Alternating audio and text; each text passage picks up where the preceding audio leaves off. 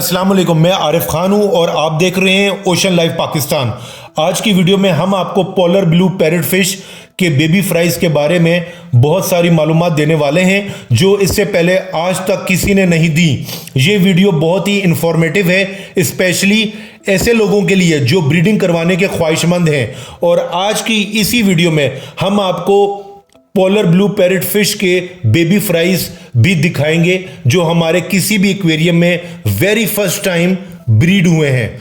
सबसे पहले फ्रेंड्स हम बात कर लेते हैं मेल और फीमेल पैरेट फिश के डिफरेंस की। तो जो मेल पैरेट फिश होती है उसका डोर्सल फिन यानी अपर फिन और एनल फिन यानी नीचे वाला फिन एक्सट्रीमली पॉइंटेड होते हैं, यानी बहुत ही नोकीले होते हैं, नोकदार होते हैं। और जो डोर्सल फिन होता है एक तो वो नोकीला होता है और साथ ही उसकी जो यानी कि लंबाई होती है वो तकरीबन इतनी होती है कि वो पैरेट फिश के टेल तक, उसकी दुम तक जो है लंबा होता है उसका डोर्सल फिन।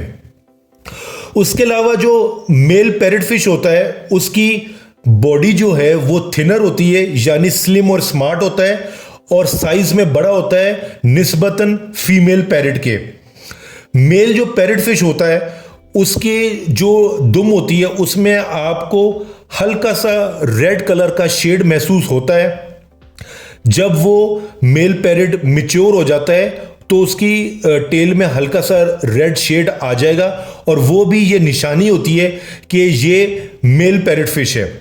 अब फीमेल पॉलर ब्लू पैरेट फिश की अगर हम डोर्सल और एनल फिन की बात करें तो वो राउंडेड शेप में होते हैं, यानी गोलाई में होते हैं, और दोनों फिन्स डोर्सल और एनल फिन छोटे होते हैं। इसी तरह से उसकी जो बॉडी होती है वो भी गोलाई में होती है और साइज में छोटी होती है निस्बतन मेल पैरेट फिश के।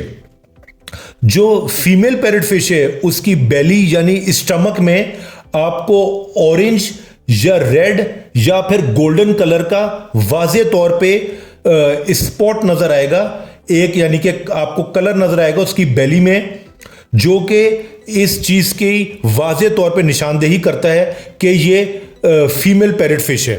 अच्छा फ्रेंड्स, अब जो लोग ब्रीडिंग कराने के ख्वाहिशमंद हैं उनके लिए हम मजीद मालूमात देते हैं। तो ब्रीडिंग कराने के लिए जो कम से कम जो फिश टैंक जो साइज होना चाहिए वो 1 फुट लंबा आपका फिश टैंक होना चाहिए कम से कम, और आइडियल फिश टैंक साइज जो है वो 1.5 फीट यानी कि तकरीबन 1.5 फुट जो है वो आइडियल फिश टैंक साइज है ब्रीडिंग के पर्पस के लिए। उसके अलावा फ्रेंड्स आप कोशिश करें कि किसी पुराने फिश एक्वेरियम का पुराना पानी जो है जिसमें बेनिफिशियल बैक्टीरिया, मुफीद बैक्टीरिया जो है वो अच्छी तरह से पनप चुका हो, वेल इस्टेब्लिश्ड पानी हो किसी पुराने फिश एक्वेरियम का, वो यूज़ करें पॉलर ब्लू पैरेट फिश की ब्रीडिंग करवाने के लिए। वो पैरेट फिश का जो पेयर होगा उसकी सेहत के लिए, उसकी हेल्थ के लिए बहुत ही फ़ायदेमंद साबित होगा। उसके अलावा अगर आपने ब्रीडिंग करवाना चाहते हैं आप पैरेट फिश की, तो उसके लिए जो आइडियल जो फिल्टर होता है वो फिल्टर होता है स्पंज फिल्टर या बायो फिल्टर। स्पंज और बायो फिल्टर का फ़ायदा ये होता है कि जब फीमेल पैरेट अपने जब एग्स देती है तो वो एग्स जो है वो ज़ाया होने के चांसेस कम हो जाते हैं, और जब एग से बेबीज़ निकलते हैं तो बेबीज़ के मरने के चांसेस भी कम हो जाते हैं अगर आपने स्पंज फिल्टर या बायो फिल्टर यूज़ किया होता है। तो उसमें जो बेबी फ्राइज होते हैं उनका मोर्टेलिटी रेट जो है यानी कि मरने का तनासुब जो होता है वो काफ़ी कम हो जाता है। उसके अलावा आपको बहुत सारे हाइडिंग प्लेसेस बनानी चाहिए, हाइडिंग स्पेसेस यूज़ करनी चाहिए, यानी कि क्ले पॉट्स जो कि मिट्टी के जो मुख्तलिफ बर्तन होते हैं या आर्टिफिशियल केव्स होते हैं, ख़ास तौर पे फिश एक्वेरियम के लिए वो आर्टिफिशियल केव्स बने होते हैं, गार बने होते हैं, ताकि फिश जो है उसमें आराम से बैठ के जो है वो अंडे दे सके। तो इस तरह के मिट्टी के आप क्ले पॉट्स या कोई ऐसी चीज़, कोई गारनुमा केव नुमा जो है कोई चीज़ आप रखें फिश टैंक के अंदर, ताकि जो है जो फीमेल पैरेट फिश है वो बहुत यानी कि मुतमईन हो के जो है एग्स जो है वो ले करे। उसके अलावा फ्रेंड्स, जब ये इनका ब्रीडिंग का टाइम जब करीब आता है, जब ये पेयर बनता है मेल और फीमेल पैरेट फिश का, तो ब्रीडिंग से पहले ये मेल और फीमेल बहुत ज़्यादा अग्रेसिव हो जाते हैं, यानी कि बहुत ज़्यादा तैश में आ जाते हैं, बहुत ज़्यादा गुस्से में आ जाते हैं। और अगर आपने इनको दूसरी मछलियों के साथ रखा हुआ है तो ये दूसरी मछलियों को, ये जो पेयर बनता है ये दूसरी मछलियों को खाने को दौड़ता है, यानी कि उनके ऊपर अटैक करता है। तो उससे आपको ये समझ जाना चाहिए कि ये पेयर जो है वो मेटिंग करना चाहता है और फीमेल जो है वो ब्रीड करना चाहती है। लिहाजा आपको कोशिश करनी है कि आप बर वक्त जो है दोनों को जो है कम्युनिटी टैंक से निकाल के आप एक सेपरेट टैंक में, जिसमें कोई और मछली ना हो, सेपरेट टैंक में आप मेल और फीमेल को डालें, ताकि फीमेल पैरेट फिश जो है वो आराम से सुकून से जो है वो एग्स ले कर सके और उनमें से कामयाबी से जो है वो बच्चे निकलें। अच्छा फ्रेंड्स, जो यानी कि मेटिंग के बाद जो है तकरीबन 1 हफ्ते के अंदर जो है वो फीमेल जो है वो एग्स देना शुरू कर देती है। और ये जो एग्स होते हैं इनमें से बेबीज हैच होते हैं, 2 से 4 दिन के अंदर बेबीज हैच होना शुरू हो जाते हैं। अच्छा, फीमेल पैरेट फिश जो होती है वो, उसमें ये खूबी होती है कि वो अपने बेबीज को खुद भी फीड करा सकती है। और आप फीडिंग के लिए जो टेट्रा बिट्स फिश फीड होता है उसको आप यानी कि बहुत ही बारीक कर सकते हैं, उसको पीस सकते हैं, पीस के बारीक करके वो अपने इस पेयर को आप दें। और फीमेल पैरेट जो है वो अपने न्यू बॉर्न बेबीज़ को जो है वो खुद फीड कराती है। उसके अलावा जो है टेट्राबिट्स के अलावा आप ये जो आर्टीमिया होता है, जो ब्राइन श्रिम्प्स को हैच करने के लिए जो है वो यूज़ होता है आर्टीमिया, वो भी आप दे सकते हैं। आर्टीमिया का फ़ायदा यह है कि उससे जो फ्राइज होते हैं वो बहुत तेज़ी से ग्रो करते हैं और हेल्दी रहते हैं, यानी कि सेहतमंद रहते हैं। तो आर्टीमिया से ब्राइन श्रिम्प्स हैच करने का एक स्पेशल प्रोसीजर है, ख़ास प्रोसीजर है। वो इंशाल्लाह वो हम फिर किसी नेक्स्ट वीडियो में आपको बताएंगे कि ब्राइन श्रिम्प्स कैसे हैच किए जाते हैं। तो बहरहाल यानी कि ब्राइन श्रिम्प्स एक बड़ी अच्छी ग़िज़ा है पोलर ब्लू पैरेट फिश के फ्राइज़ के लिए। उसके अलावा आप डेफीमिया पाउडर जो होता है, डेफीमिया पाउडर, अगर वो आपको ऑनलाइन किसी फिश स्टोर से मिल जाता है तो वो भी एक बहुत मुफीद और एक बहुत हेल्दी डाइट है पैरेट फिश के बेबी फ्राइज के लिए।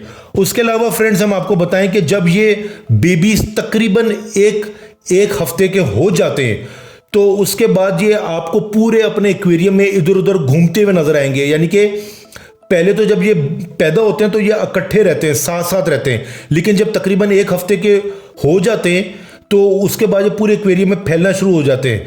तो इस वक्त इस पॉइंट पे आपको चाहिए कि आप जो मेल पैरेट फिश है उसको आप सेपरेट कर लें बेबी से और फीमेल पैरेट फिश से, यानी कि मेल को आप किसी दूसरे एक्वेरियम में डाल दें।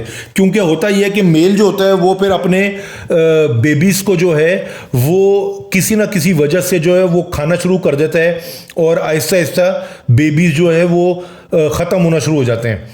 तो 1 हफ्ते में जब वो इधर उधर फैलना शुरू हो जाएं बेबी फ्राइज, तो आप मेल को अलग कर दें। उसके बाद जो है कि फीमेल पैरेट फिश जो है वो अपने बच्चों की बहुत अच्छे से हिफाजत करना जानती है, वो अपने बच्चों को इकट्ठा रखती है और बाज़ औक़ात तो वो कई दिन तक अपने बच्चों को अपने मुंह में भी रखती है, दूसरी मछलियों से बचाती है, उनकी हिफाजत के लिए ना उनको अपने मुंह में डाल लेती है। अच्छा, जब जो बेबीज हैं, बेबी फ्राइज जो हैं, जब वो 15 दिन के हो जाते हैं तो आपको ये चाहिए कि आप फीमेल पैरेट फिश को भी जो है वो बेबी फ्राइज से जो है सेपरेट कर लें, अलग कर लें, यानी एक्वेरियम में सिर्फ फ्राइज मौजूद रह जाएं। तो उसके बाद फ्रेंड्स, हम आपको बताते हैं कि जब ये फ्राइज जो हैं ये 15 से 20 दिन के हो जाते हैं तो ये खुद ब खुद जो है वो इनमें खाना खाने की सलाहियत आ जाती है। आप इनको डेफिनिया पाउडर दे सकते हैं, आप इनको ब्राइन श्रिम्प्स दे सकते हैं, ये खुद ही खाएंगे। और इस स्टेज पे ये जो फ्राइज होते हैं पॉलर ब्लू पैरेट फिश के, ये बहुत तेज़ी से ग्रो करना शुरू हो जाते हैं, यानी कि इनकी जो ग्रोथ होती है वो 2 टाइम्स जो है वो बढ़ जाती है।